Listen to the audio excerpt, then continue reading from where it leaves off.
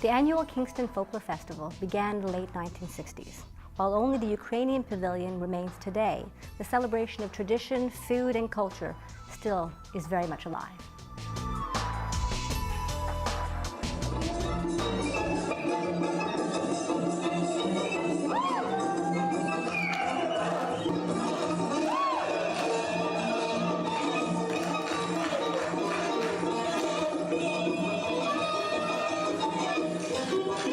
We're here to celebrate the 43rd continuous year of the Lviv Ukrainian Pavillion at Folklore.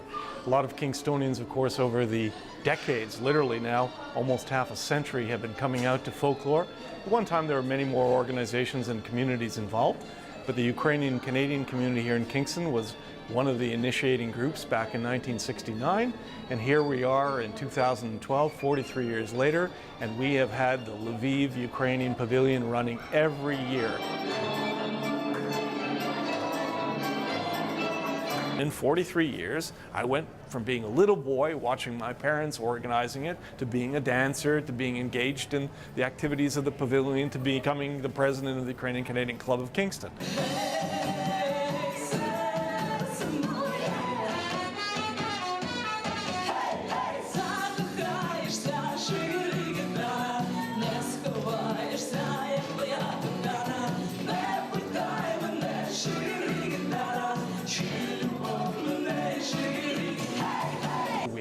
Traditional Ukrainian cuisine, all homemade food made on the premises. Try Ukrainian beer, Lvivske pivo, hourly performances by the Ukrainian Maka and Doris dancers. The displays here in the Lviv Ukrainian Pavillion, which is named after a city in western Ukraine, are divided into regional collection. Embroidery from all parts of Ukraine, gifts and souvenir items.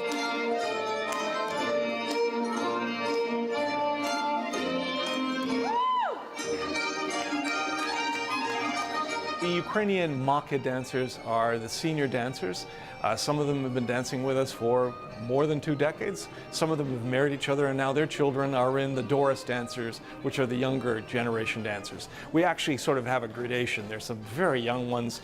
Some of the kids are 3, 4, 5, 6 years old, and then we have another branch, if you like, of the Doris dancers who are a little bit older than that, and then we have our senior dancers who, in total, I would say they're probably about 55 to 60 kids. So, you know, you think about the training that's required. Every Sunday for several hours outside of the summer months, those children get together and do 3 or 4 hours of training.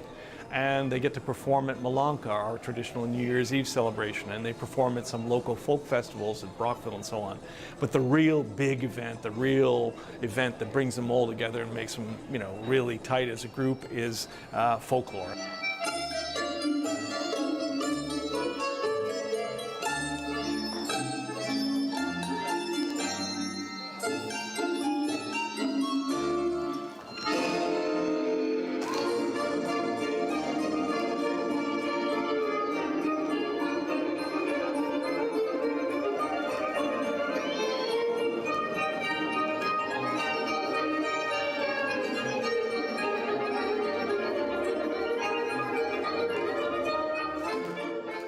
Our dancing group is largely non-Ukrainian, I have to say.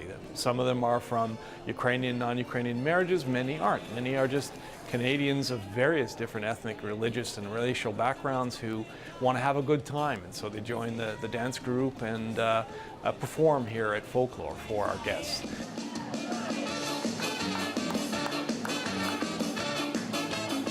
The dancing tends to be centered on western and central Ukraine, which is where most Canadians of Ukrainian heritage actually come from. There are more than 1.4 million Canadians who are actually of Ukrainian heritage. So it's a very significant community in Canada, spread across Canada. Traditionally, of course, people see it as being a Western Canadian phenomenon, but there are just as many Ukrainians in central and eastern Canada. In fact, the largest concentration of Ukrainians in Canada is in Toronto.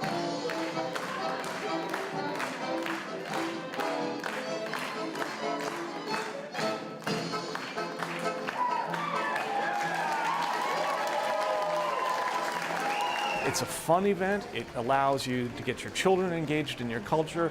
It allows us, as it used to in the past, to go to other communities and see their traditions and their folk dancing and sample their food. I mean, you know, again, I love Ukrainian food, but I ate my first haggis at the Scottish Pavilion, and I loved it. And to this day, I eat haggis. Why? Because I tasted it there. And I used to have Danish donuts, which I used to love. And then I'd go to the synagogue and to their community on the Sunday when they were open, and I'd have lox and bagels, which I ate first there. And I still remember these things, and I still cherish those things, and I say to myself, wow, as many of your listeners do, why can't we do that again? Well, we can. All it takes is a little bit of organizational effort. We've continued the tradition. Ukrainians are stubborn, I suppose. We refuse to give up. But that said, it'd be nice, very nice indeed, to see those other communities and the new ones come together and really pull together to show other Kingstonians and guests who come here from outside our city what a great event, what a multicultural event, what an inclusive, family-oriented event folklore can really be.